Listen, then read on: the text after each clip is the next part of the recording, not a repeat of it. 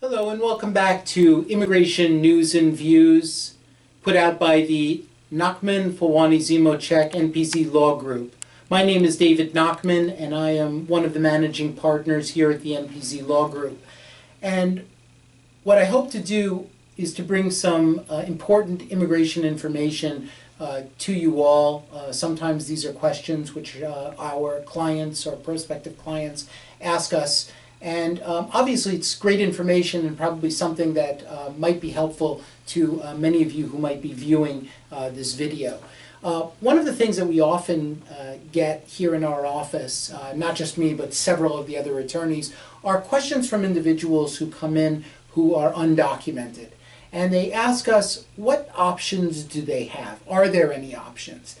And of course, one of the things that immediately strikes us, because it's in the news, it's not just in the U.S. media, but it's also in the other cultural media, is that there's a new provision that's being bandied about for RPI, Registered Provisional Immigrants, under the new immigration reform bill that's presently being discussed in Congress. The bill, as many of you know, S-744, is being debated on the Senate floor.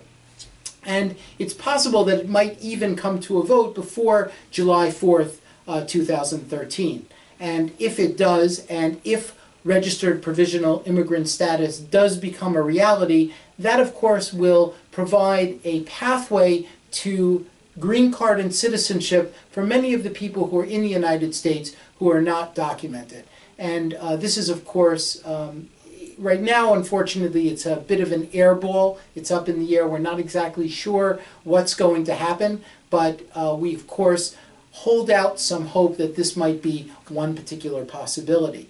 So that, of course, is something that is in the future, but let's talk about things that people might be able to do now. Let's see what they have that might give them an opportunity to be able to pursue one or another particular green card opportunity.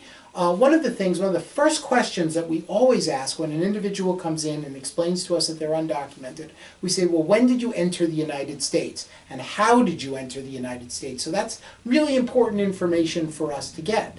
And then the next question that we ask is, did you ever file anything, or was anything ever filed for you by a family member prior to April 30th of 2001? Now, why is that important? Well, what happened on April 30th, 2001 was a sunset of what's called 245I. The 245I program was a very special program that was implemented back in 2000, and the reason why it was implemented was to give individuals an opportunity to file cases to be able to be grandfathered under this 245I rule, to allow them to be able to file adjustment of status in the United States without having to leave. Now, what do I mean by that? Well, what happened was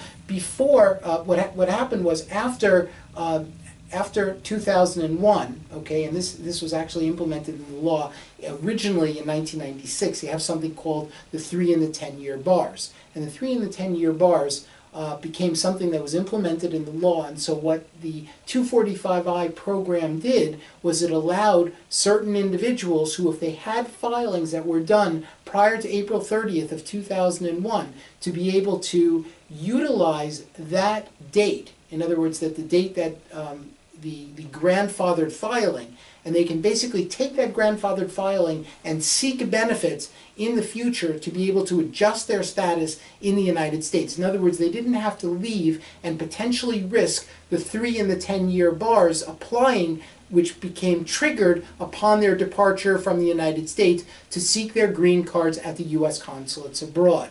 So one of the first questions which we as Immigration Counsel need to know is whether the person who's coming to see us has the possibility of a 245I benefit. Now, that 245I benefit, of course, can accrue to you as a result of a filing that was made for you directly Or it may be a filing that was made indirectly for you. So for example, if you were a child and you were listed on, let's say, a parent's application, then that you may be able to derive that 245 benefit through that particular application or petition that was made on behalf of your parent. So definitely what you want to do is, if you feel that a filing was made on your behalf, either directly or derivatively, definitely check with qualified legal counsel and have them make a determination as to whether or not you could potentially benefit from that 245I program.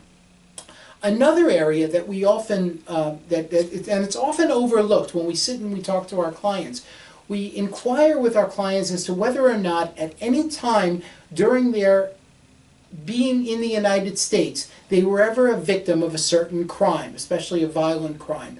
And while you would think that that is not, and it's something that's overlooked by a lot of lawyers who are inquiring about the potential opportunities for the green card for their clients. Because many clients have come in and they would share their stories with me about what they're trying to do and how they're trying to do it. And then what I would do is circle back around and say, oh, and by the way, have you ever been the victim of a crime? And then it ends up turning out that at some point they may have been involved in having been mugged. We had a couple of persons who were robbed.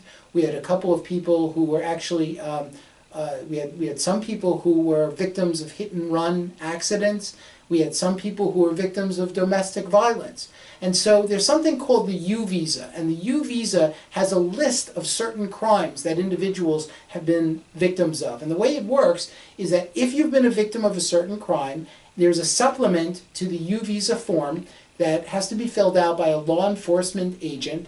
And if that law enforcement agent fills it out and signs it, then what we're able to do is submit an application, and we make an initial request for U visa status. Once that's approved, the individual can get work authorization in the United States and also ultimately move on to a green card. So there's a pathway to the green card. The beauty of the U visa is even if an individual is out of status in the United States, they can move to U visa status.